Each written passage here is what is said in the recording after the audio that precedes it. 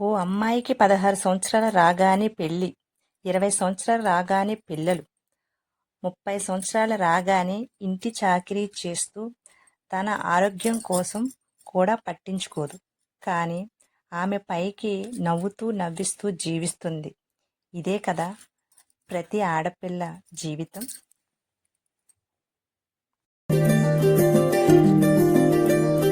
మగువా మగువా లోకానికి తెలుసా నీ విలువా మగువా. ఎన్నో పాపాలు తప్పులు చేసి అందరి ముందు మంచివారిలా నటిస్తూ తప్పించుకుని తిరుగుతారు. పైన ఒకడున్నాడు, ఆయన అన్ని గమనిస్తూనే ఉంటాడు. ఆయన నుండి ఎవరూ తప్పించుకోలేరు.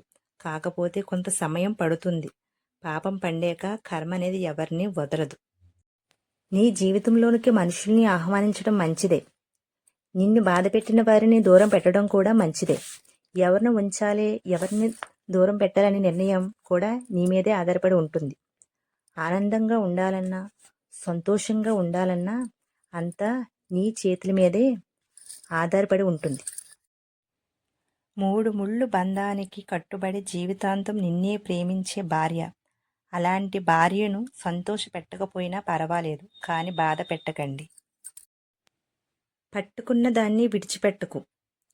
విడిచిపెట్టే ఉద్దేశం ఉంటే పట్టుకోకు. అది ఆశయమైనా సరే, బంధమైనా సరే.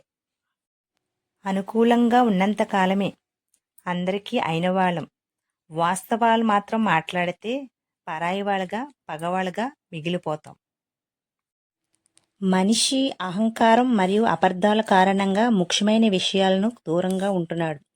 అబద్ధాలు నిజం చెప్పవు మరియు అహంకారం మనకు సత్యాన్ని చూపించడానికి అనుమతించదు.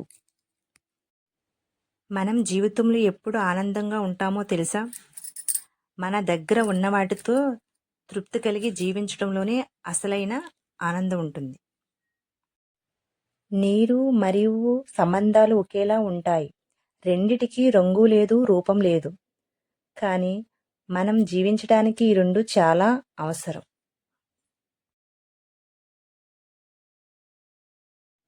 నీవు ధర్మంగా ఉండి ఎన్ని ఆటలైనా ఆడు, కానీ అధర్మం వైపు నువ్వు కన్నెత్తి కూడా చూడకు. ఎందుకంటే కత్తిపోటు కన్నా కర్మపోటు చాలా భయంకరంగా ఉంటుంది. ఒకరి వల్ల కార్చిన కన్నీరు, మనం పడ్డ బాధ నిజమైతే కాలం వారిని తప్పకుండా బుద్ధి చెప్తుంది. కాస్త ఓపిక పట్టి చూడటమే మన వంతు. నీ వెనుక నిలబడ్డ వారందరూ నీవాళ్ళే అని గుడ్డిగా నమ్మకు.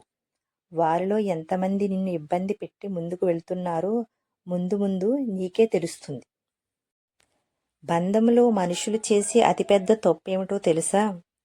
వారు వినేది సగం, అర్థం చేసుకునేది సగం, కోపం మాత్రం ఎక్కువే. ఇలా ఉంటే పరిస్థితి బంధాలకు ఎక్కడ విలువ ఉంటుంది? మనమంటే ఇష్టమున్న వారు మన కోపం వెనక బాధను అర్థం చేసుకుంటారు. మనమంటే ఇష్టం లేని వారు ప్రతి మాటలోనూ తప్పులు వెతుకుతారు. ఒక క్షణం బాగుంది అనుకునే లోపే మరో క్షణం కన్నీరు పెడుతుంది. జీవితం ఎలా ముగుస్తుందో కాలం పెట్టే పరీక్షలు.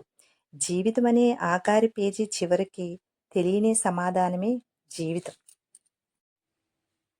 మనిషి ఒకరోజు డబ్బుతో నువ్వు జస్ట్ కాగితానివి మాత్రమే అన్నాడు.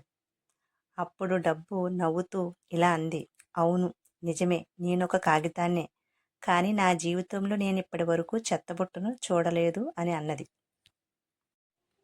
కోపంగా మనల్ని వదిలి వెళ్ళేవారు ఏదో ఒక రోజున తిరిగొస్తారు. కానీ మౌనంగా మనల్ని విడిచి వెళ్ళేవారు ఇక ఎప్పటికీ తిరిగి రారు అని గుర్తుంచుకో. ఒకరి మనసు గాయపరచడానికి ఒక క్షణం చాలు, కానీ గాయపడిన మనసును గెలవాలంటే మాత్రం జీవితకాలం సరిపోదు. అందుకే ఒకరినొక మాట అనే ముందు బాగా ఆలోచించి మాట్లాడటం మంచిది.